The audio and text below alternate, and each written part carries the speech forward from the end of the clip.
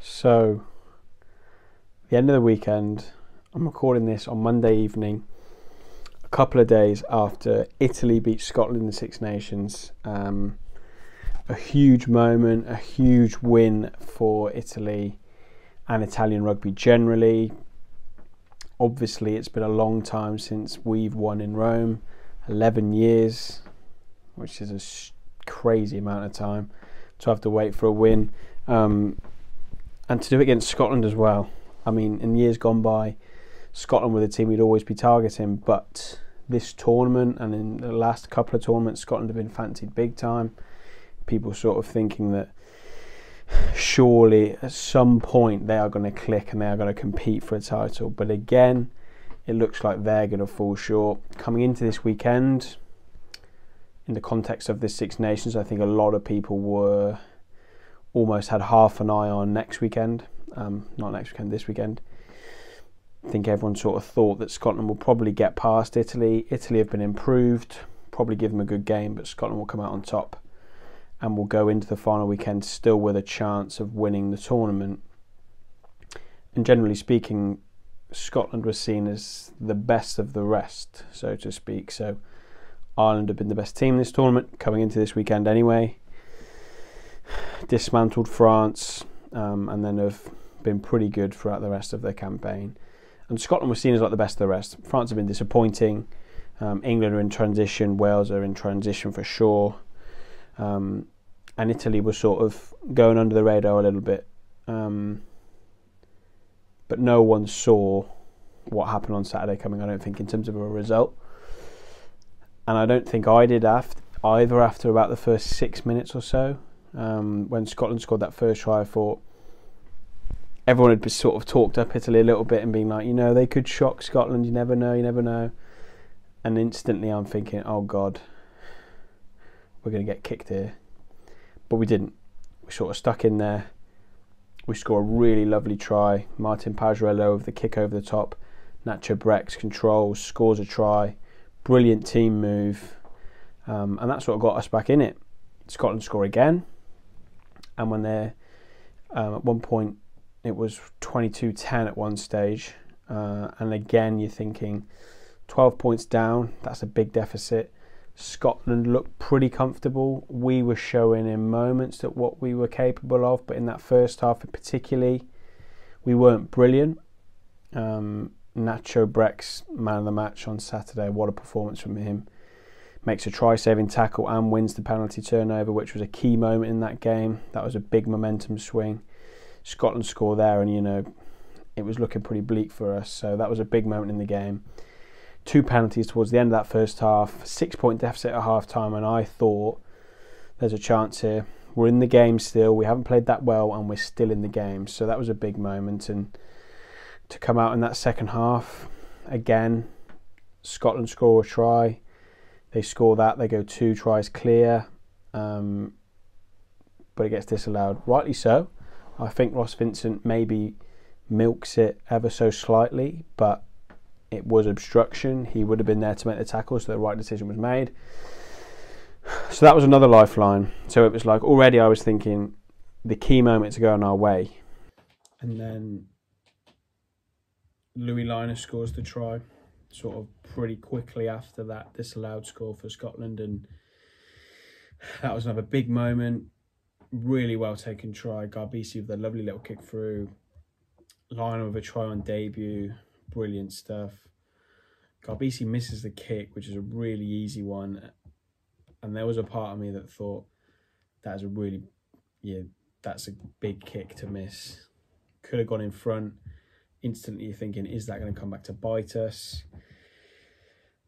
But we just stick in there. Defensively so good. The subs come off the bench. We start to dominate the scrum. We start to dominate the set piece, which gives us the platform. Penalties go our way. We get back up the end of the pitch. Stephen Varney scores a try. Garbisi kicks another penalty. And then when he kicks that and we're sort of 10 minutes to go and we're, 9 points up, I'm thinking, it's going to happen. It's going to happen. We are finally going to end this Rome curse. and win a game. And we did. Scotland obviously score really late on. And that's when it gets really squeaky. I mean, I'd be lying if I said that I watched that comfortably. But at the same time, I did actually back us to be able to defend for the last sort of 2-3 minutes. There wasn't a lot of time to go. And I actually thought we defended so well. We were so aggressive in our defence. We weren't passive. We didn't just give Scotland yards and leave the breakdown alone, because you don't want to give a penalty away because they can kick the penalty to win. We continued to be aggressive in the tackle. Montiawani was putting in a few good hits. There were a few big hits in and around the breakdown. And we just frustrated Scotland in that last passage of play, and they expended so much energy. They ran out of puff. They made the mistake. Game over. Scenes in Rome. Great to see the celebrations. So that's the game. In the aftermath, I think I was obviously ecstatic, as Italian rugby fans, all ecstatic. A sellout crowd in Rome, watching Italy beat Scotland and seeing this team that got a losing bonus point against England in the first round. Yes, we didn't play particularly well against Ireland, so that was kind of the one game that we didn't play well in. But we then draw in France. We backed that up with a win against Scotland. And all of a sudden you're thinking this Italian side have arrived, properly arrived. The under-20s won on Friday night. The under-20s beat France in the last round as well. They've been going really well. So everything's going really, really well. In terms of some players to pick out from that game, I mean, where do you start? I mean, there were so many impressive performances. I feel like I am leading the CallmeMarcello fan group. I've been speaking to a couple of people online, in person, about the game and seeing some of the reaction to it. And I'm really pleased to see Marcello getting the credit and the sort of the recognition that I think he deserves. I already think he is one of the best centres on the planet right now. He's 21 years old. The sky is the limit with that guy. I mean, to think about what he could be in 5-6 years' time. 27, 28, that is when he should be at his peak. And he already looks like he's one of the best. So it's crazy to think what he can go and do. Him and Brex together as a centre partnership, again, is arguably one of the best in the world at the moment. And when was the last time you could say that about an Italian duo? So, and then our back row, Ross Vincent had a really strong game. Michele Limaro got through 28 tackles. The skipper, brilliant from him.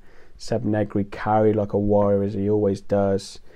Ruzza had a really good game. The front row was good. The front row replacements were good. Montiawani on the wing, Louis Liner on debut, Capuozzo with some really key defensive tackles, especially that big one on Duhan van der Merwe, who looked like he thought, I'm going to run through you. And Capuozzo has gone, not today, and brings him down. Brilliant tackle. Paolo Garbisi had a good game at 10. I mean, he missed an easy kick, but he scores that really key one towards the end of the game. So some serious bottle from him. Martin Pagerillo had a really good game at 9. Stephen Varney came off the bench and had a good cameo. So it was just a 23-man effort, and that was just such a pleasing thing to see how everyone had an impact. We're not just a 15-man team, we're a 23-man team, and there are people that are missing out at the moment that are good enough to be playing. So that's all really encouraging. I'm absolutely buzzing.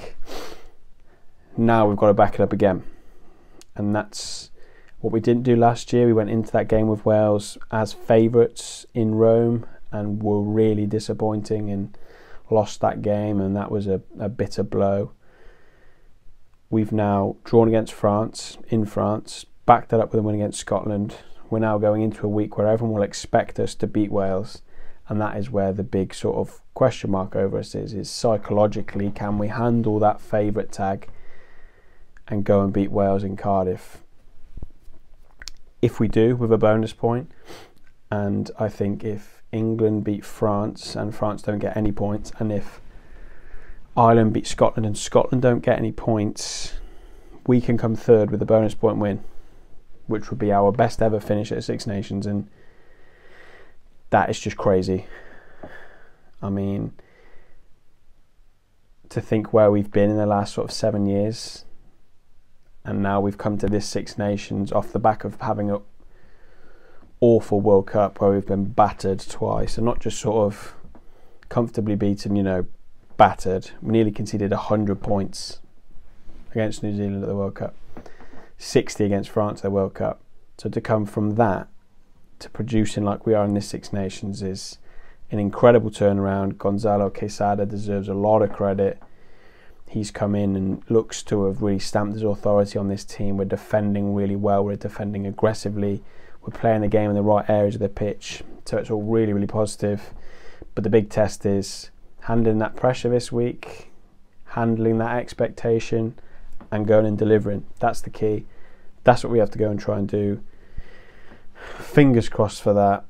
I mean, we're coming up against a Wales side who have lost all 4 games, seemingly sort of really struggling. But they almost remind me a little bit of where we were maybe 2, 3, 4 years ago, where we were capable and we could play for 60 minutes, but we didn't quite have enough. We saw that in the first game for Wales. They awful for 40 minutes, like one of the worst 40 minutes I've seen from an international side ever. And then turn it around and were so good in the second half. Against Ireland in stages they were good. Against France for 60 minutes they were good. Against England for a lot of that game they were good, but ran out of puff towards the end. So there's a fitness issue there for Wales, and I think that is something we've really worked on.